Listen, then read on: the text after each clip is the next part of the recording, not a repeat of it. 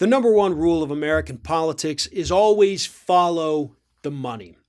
And right now, if we follow the money in 10 individual Republican races out there, we find out that these Republicans from the House who voted to impeach Donald Trump are actually doing pretty dang well. In fact, they're doing better than the people that Donald Trump wants to primary, the impeachment-loving Republicans.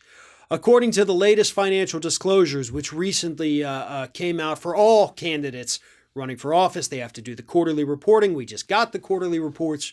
But the 10 Republicans in the House of Representatives who voted to impeach Donald Trump are outraising any and all primary competitors, and in fact, raising more money for their campaigns than they had during previous quarters, or comparable quarters, I guess you would call it, in the past. Meaning, they're doing better than ever after voting to impeach Donald Trump. Now, this is both good and bad, because obviously, we don't want the hand-picked Trump supporters to win the primaries against these Republicans because they would be far more dangerous.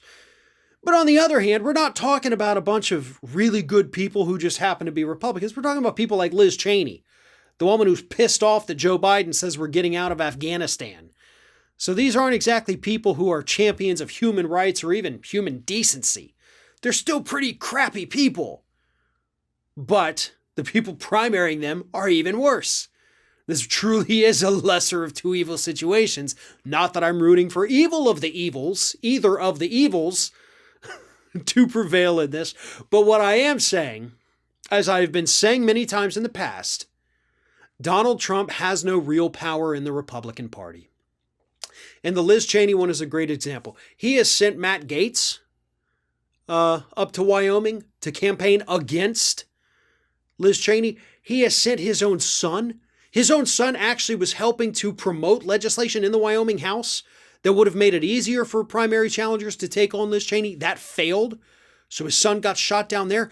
Everything Trump has tried to do, at least against Liz Cheney, has fallen flat because he has no power.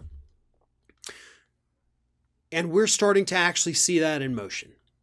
Now, the flip side of that, of course, as we have talked about here, some of the craziest of the crazies in the Republican Party, your Marjorie Taylor Greenes, your Josh Hawleys, they have been hauling in tons of cash since the January 6th insurrection, making more money than they've ever made in their entire campaigns. So there is that, but a lot of that money is coming from outside their districts, outside their states, so it doesn't mean a whole heck of a lot. It's a better work situation. Got tons of money from out of state, but that didn't result to success back home. Trump's power is non-existent in the Republican Party. And the more these people who took him on continue to succeed, the more others around the country are going to look at that and also realize very quickly that the emperor has no clothes.